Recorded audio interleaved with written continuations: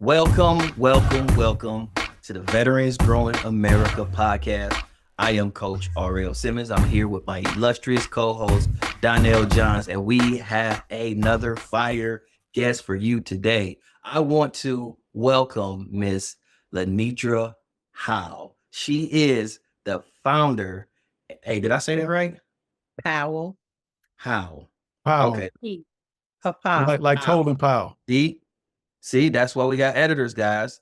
And that's why I needed time. Yesterday I called myself Piles. Piles. to And then- to herself. And then when I seen her face, I said it wrong. Oop, I know that face. I didn't even have to read lips for that one. All right, we'll start from the top. Yeah, I'm in the mode. Let's do it. Okay. Welcome to the Veterans Growing America podcast. I am Coach R.L. Simmons. I am here with my illustrious host, Donnell Johns, and we have a fire guest for you today. We have Miss Lenitra Powell. She is the owner and creator of Reaffirm Vibes and an Army veteran. Welcome to the show, young lady. Thank you. Lenitra, first Yeah. of all, thank you for being on our podcast. Thank you for I having know you, but my audience needs to get to know you. Can you tell us a little bit about your military experience and background? Oh, okay. So I am a 10-year Army veteran. I served at Fort what is it, Liberty now? It used to be Fort Bragg. That was my first duty location. From there, I went to Korea, and then I came back and came to the DMV, where I'm still at. And I was at the Pentagon and at this DIA. So from there, from my military background, I have a oldest daughter that's 28. So yeah, 27 years in the IT field because she was 10 months old when I went into the Army. And I stepped away from IT for a couple of years, and then I went back. And so now I am a government employee working for the Department of the Navy. Okay, good little spin on it. And can you tell me a little bit about how your military experience influenced your journey into entrepreneurship? Actually, before I went into the military, I went and got my cosmetologist license. So I was a licensed cosmetologist, and I'm still licensed. So I've been licensed since 1996. And that sounds so old and so long ago now.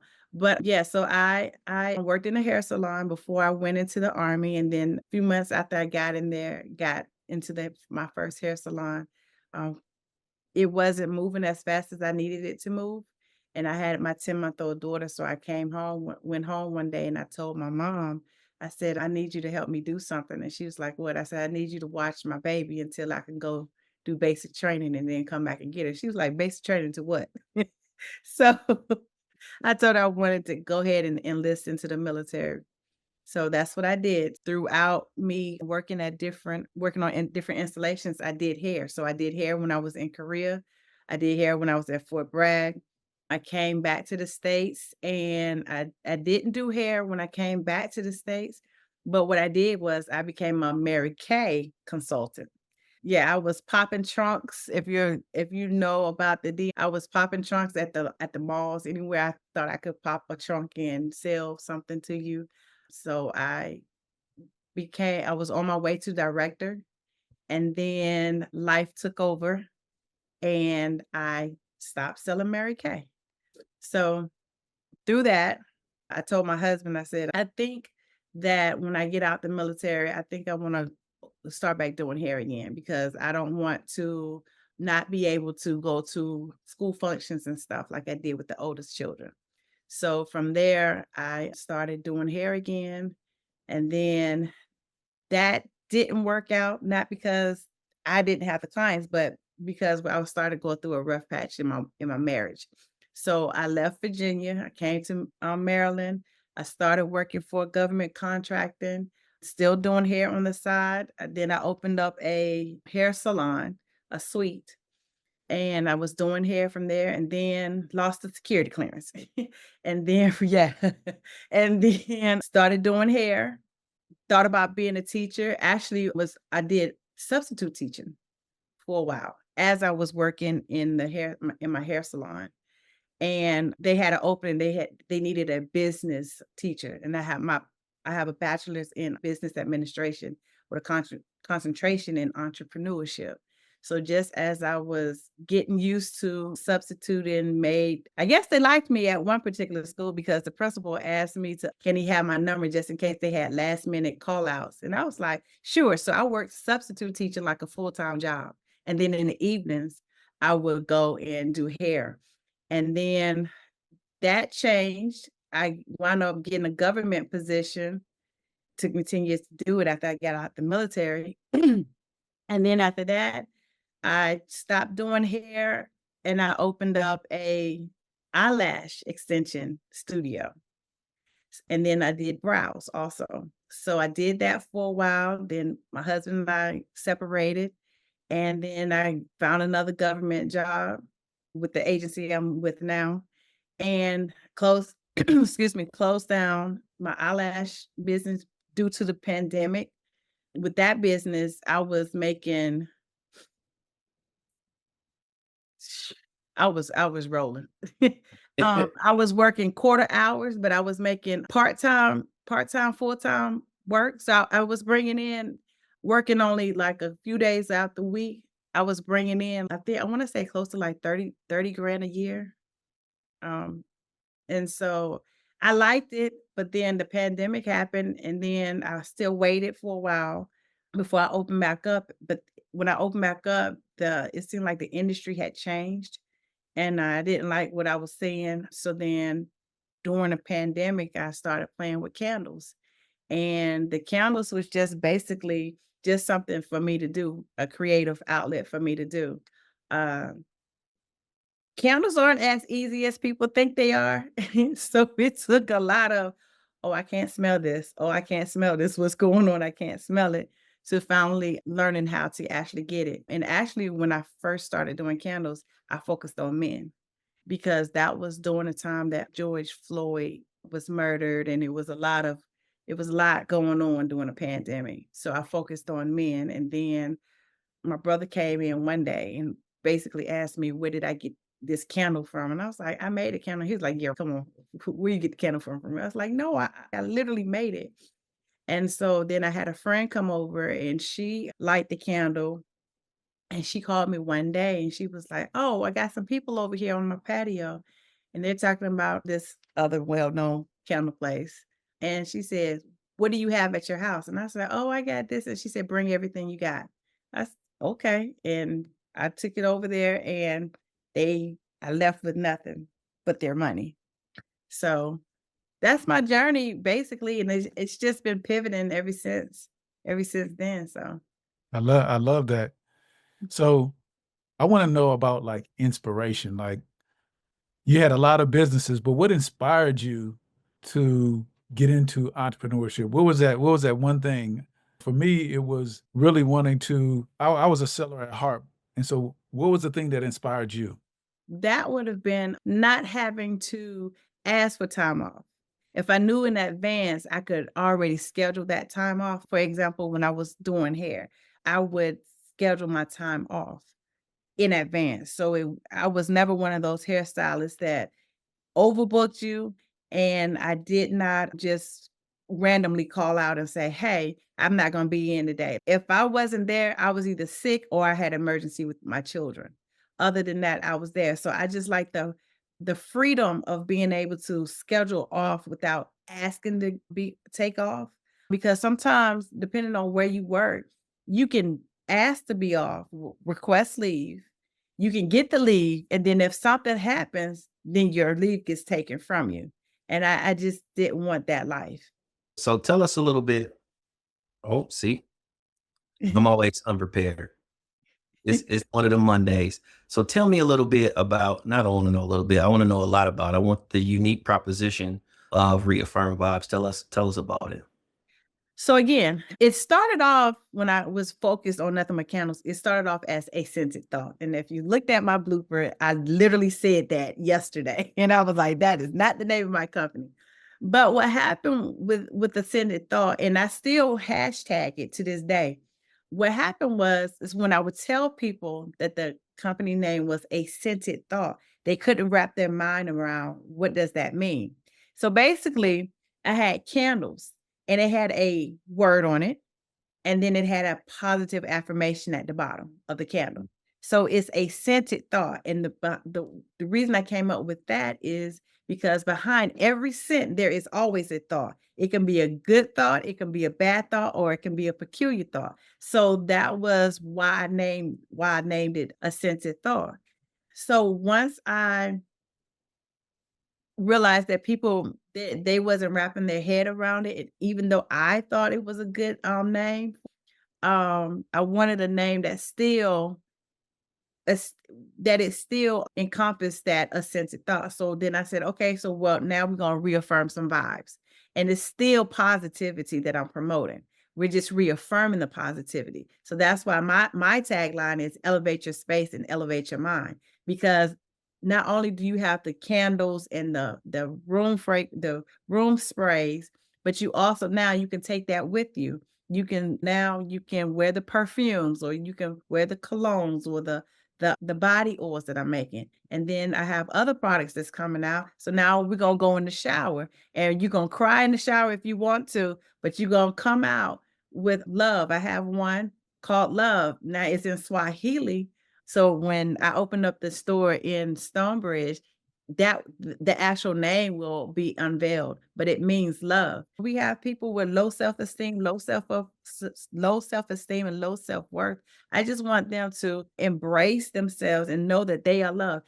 Because like I tell my daughters and I tell my son, but I definitely tell my daughters, if you can't love yourself, you can't love nobody else. It's no way possible. If you don't love yourself, how are you going to show somebody else how to love you? So that's I focus on positive affirmations and just positivity. I was just thinking about the names of your candles and the names of your perfume, and so if somebody had asked me what I'm wearing, what would they say? So if one of the perfumes are I am gorgeous. So you can either say gorgeous or you can say I am gorgeous. And then of course they're gonna be like, what you mean you're gorgeous? No, what's the name of your perfumes? No, that's the name. Is I am gorgeous. Because I am by itself is an affirmation. I love that, I love that. So let's take a spin on that a little bit Okay. and talk about some of the challenges that you faced in transitioning from the military world to the business world. Ooh, clothes. Clothes. How are we gonna dress? Yeah, how are we gonna dress? Transitioning from the military to and I still have this issue to this day because I work around nothing but men. So sometimes they say that was a little harsh the way you said that. And I'm just like, okay, y'all was in the Navy. Y'all should just get over it. But sometimes, and I've been working on it to be a more softer side of me. But when it comes to getting things done, like I try to always be on time. If I'm late, it's not because I left late or I'm showing up late. Something prevented me. So case in point, yesterday I was to open up the store, but there was crazy traffic by my house and also on the way to the store. So as I'm pulling up, Donnell is pulling up in the opposite direction. And I was like, oh, I was about to open the store. So I was like, maybe 15 minutes late, open the store. But I don't like being late. So I still carry that. If you 15 minutes prior, you're still late. I still carry that with me. Transitioning, it was hard for even my children because my oldest two, it was you have to do ROTC while you're in high school. So I would go in there and check uniforms and they're like, it's not that serious. No, it is that serious because you have on a uniform. And so I would have my little ruler out checking their uniform, and my oldest daughter who went into the Navy, she's this is the Navy ROTC. This is in the Army. I'm like, yeah, it's still rules and regulations. So come on, let's get this uniform together. But other than that, transitioning from I think civilians were a little weird to me a little bit when I got out. Didn't know what a copay was. When I got out, I found that out.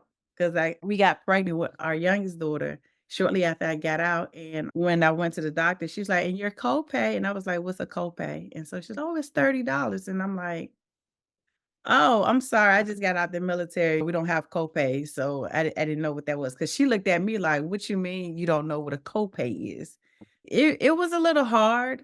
And again, just working with civilians, they're totally different beasts once you come out of the military. Yeah, that's amazing. Now, you done a number of things. I would just want to just focus on some of the most recent things that you do now. What's your favorite part of entrepreneurship? My favorite part, creating. Mhm. Tell me about it. I put my beats on, and everybody knows that when I have my beats on, don't talk to me because I'm in the zone. So it depends on what I'm making, it determines what music I'm listening to. Yeah, I like creating. I tell Tana that I'm an introvert, and she's, "No, you're not." And I'm like, "No, really, I am. If I'm comfortable with you, I'll talk, talk, talk, talk." But I like people watching. I do like that. So when I go to VGA, when I was going to Stonebridge all the time, I would do a lot of people watching and just watch how the different permanent vendors and the vendors interact with people. And then I would, if I like what they did or whatever, I would try to emulate what they did. And just trying to work on uh talking to talking to people more about the product. It's not that it's hard, but sometimes you so sometimes when you have a product to sell, and especially when it has fragrance, it's you have to work on your face, your facials, and your tone. Because sometimes, and I don't think people I really don't think people do it to be mean. I think sometimes they don't realize what they're doing. And they will say something and you and you have to laugh it off. It's like, "Okay, you have to say it like that. I understand if it's not for you, but you have to say it like that." So you have to have thick skin and not take it to heart if somebody doesn't like something that you have to offer, because what they don't like, somebody else might like, and what they like that you have, somebody else may not like it. Yeah. What's your favorite thing that you have that you sell? My favorite thing that I have that I currently sell or I'm creating. Give me one of each. Okay. I like my perfumes, Mm.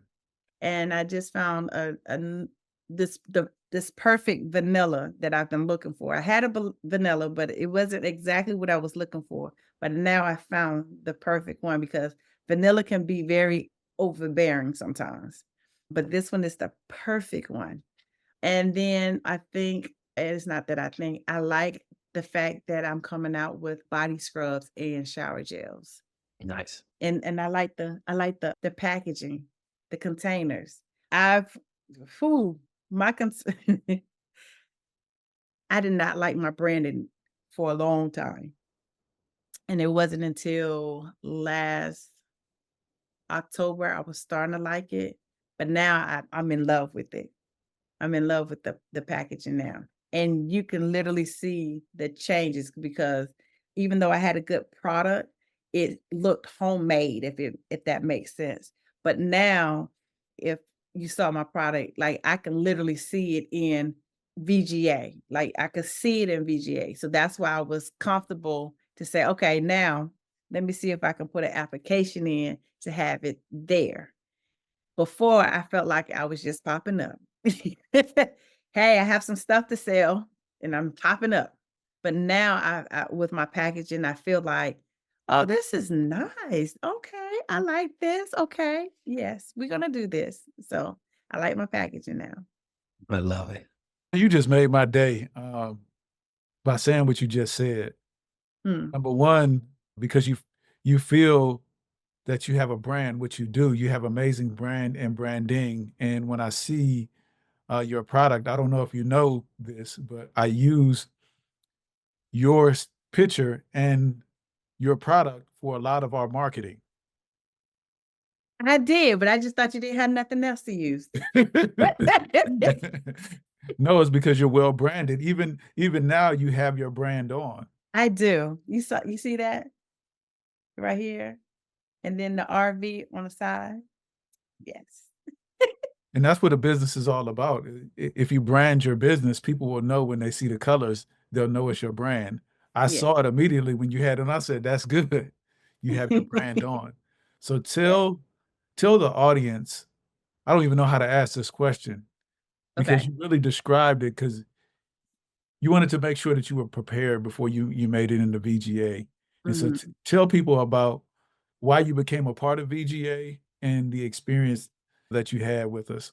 Okay. So I was given so a friend of mine saw an advertisement off of another friend of ours Facebook page, and it was join the raffle to get a vendor spot for VGA, Veterans Growing America. And I said, okay. I said, I will go ahead and fill it out.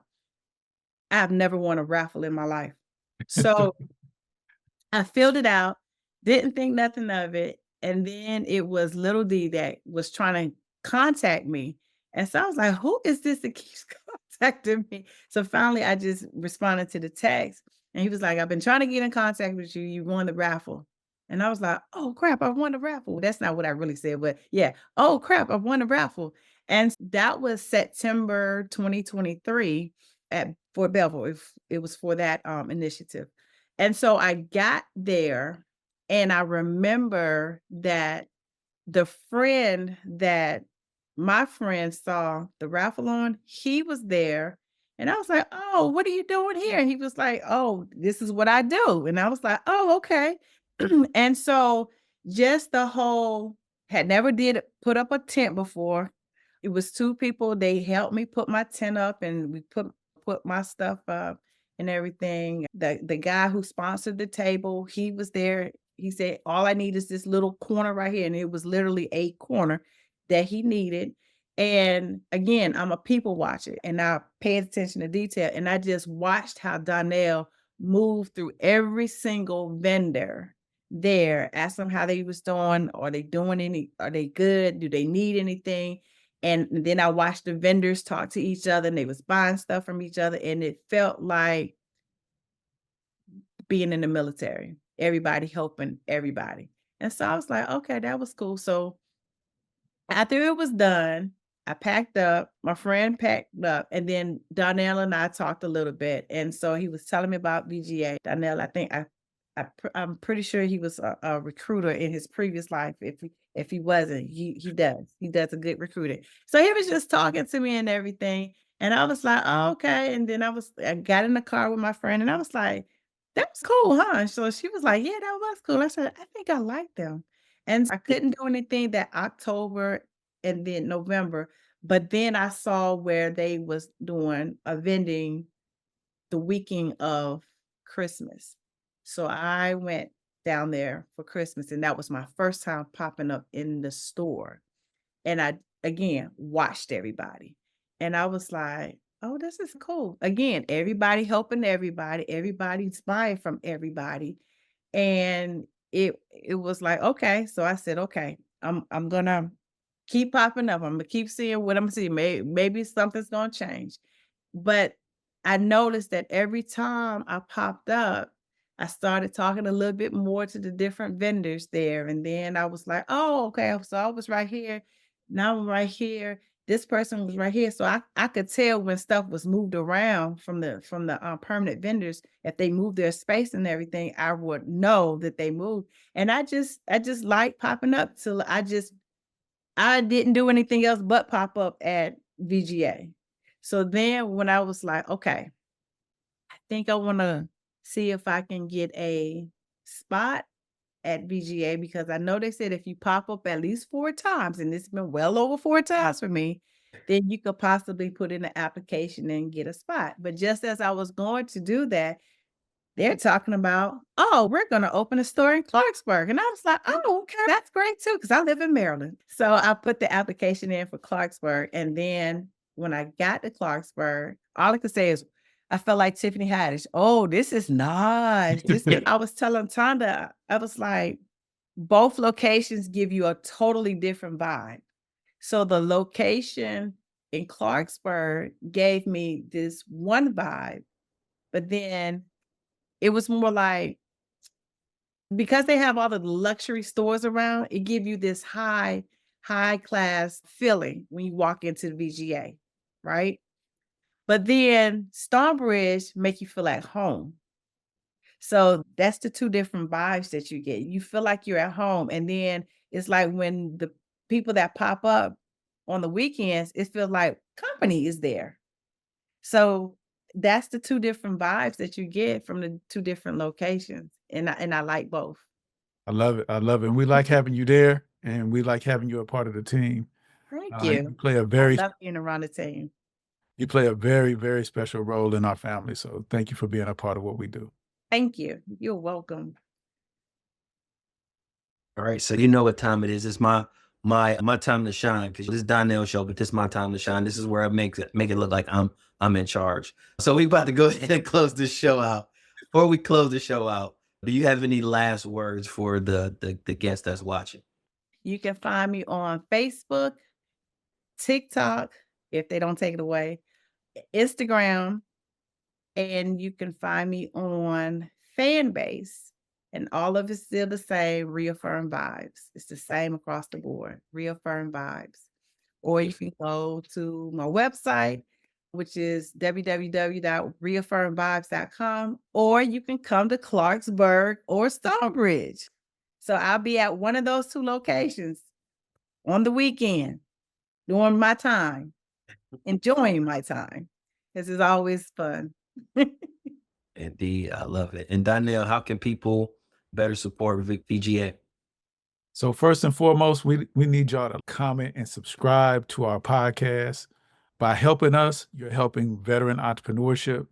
We also need you guys to sponsor this podcast to get your name and your information out there. We're on all platforms. Also, you can find us on Facebook. You can find us on Instagram. You can find us on LinkedIn. You can find me on TikTok, but not Veterans Growing America. And then we also need y'all to come out to both of our stores. We have a store in Maryland, and we also have a store in Virginia. Yes. Look up Veterans Growing America. And when you come to our store, what you're saying is thank you for your service.